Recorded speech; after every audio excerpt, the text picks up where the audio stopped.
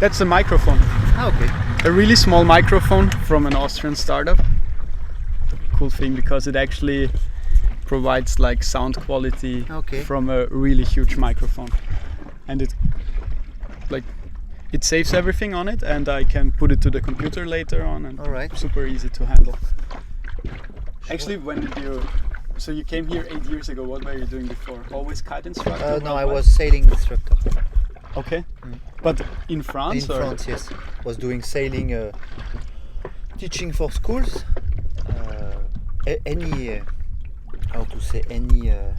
public, handicapped, people from jail, old people, school every week. People from jail? Yeah, they come during the day. They can go out from the jail.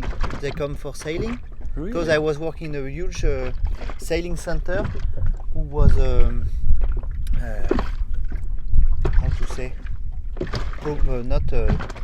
all the money from this station was coming from a huge association, social association. Okay. That's why. So as a social part you had to do training, sailing training for prisoners. Exactly. And then I decided to move in Egypt. But just because I want to work really about I want to work in a windsurf center. Really just windsurf. Because it's my passion, my first passion. And now it was in Safaga, 3 years there, then I moved to Brazil a bit. El Gouna, one station, another station, and here. And do you think you will stay here for another 8 years, or? I don't know. You don't know? No, I move sometimes. Last year, 2 years ago, it was 2 or 3 years ago, it was Philippines, but we arrived just after a typhoon, so it was no work. Okay. So we just stayed 2 months and then come back here. But here sometimes the business is low, sometimes it's good. So. Yeah, and because now tourists are scared of terrorist attacks, probably, or what's the problem that people? Because you said that people think it's dangerous to come here now to Egypt. Yeah, that's what they think, because in what the national TV say. Yeah. And we're in the middle of all the mess. Yeah, but if you come in El Gouna, people come in El Gouna, they usually come back, and it's really safe. Yeah, it's so quiet. Actually, I feel more safe here than back home. Like maybe, probably. Huh? It looks like small village. You go in Paris, you go in Brussels, or you go anywhere now. Things can happen. Yeah. So people shouldn't be scared of coming. And also there is no more flight from France. Less and less. It's really you have to go through Turkish and Istanbul, and it's really long. Before it was from Paris 4 hours and a half for cheap price. Now it's really expensive if you want a direct.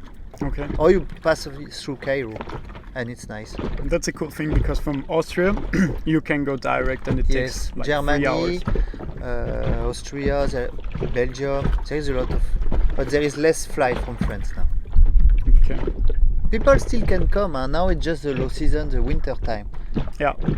And it restart during this Christmas holiday. A bit of people, and then after January, February more quiet, and mid-March we restart full gas till mid-November. Okay, that's really full season. The good things here, we work all year, so that's why it's not far from Europe. You work all year, so that's why there is some foreigner who are working here in diving and kitesurfing. How cold does it get in winter here? Depends. During the really, let's say, hard night, it's 8 degrees, 13 degrees, but during the day it's 20, 25. Always. Yeah. That's always so in winter. Perfect, yeah. Summer it's it's hot. I know. It's warm. If you like, it's nice. If you kite, if you are on the beach all day long, it's not so hard. Yeah. If you go in the desert with no wind, sure it's hard, yeah, but if you stay next to the shore, you go swim. You don't even think to take a hoodie with you. Just short t-shirt during 8 months, 9 months. I'm always looking for places to escape from winter. But here it's one of the best places, I think. It's not far from Europe. It's not cheap because it's El Gouna. El Gouna, it's not like really Egypt. It's a bubble in Egypt, but it's still cheap. To me, when I came here, it reminded me a bit like, or I thought about Monaco and places like that. It's completely unnatural, unreal here. Yeah. It's built from zero 20 years ago. It still has this Middle East flair, but really a European touch. Yes. And there are everywhere yachts, and I guess mostly very rich people come here. A lot of rich people, yes. Too, so during the feast, for example, there is a lot of people with huge car, and I cannot even think to reach this. Yeah. Yep. I saw the boats yesterday in the harbor. It's one of the best places in the world to learn kitesurfing, probably. To learn, yes. And also for, like, let's say, more professional athletes or advanced athletes. Yes, yeah. But there is a competition here. Okay. During last year, when it was, I can check on the internet the details, but it was with all the best, like Yuri Zun, Alex Pastor, all these guys was here. You can check on El Gouna TV. There is it's turning all day long, all the reportage, so you can see all these things.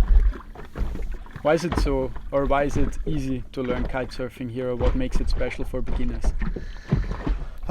Because weather condition.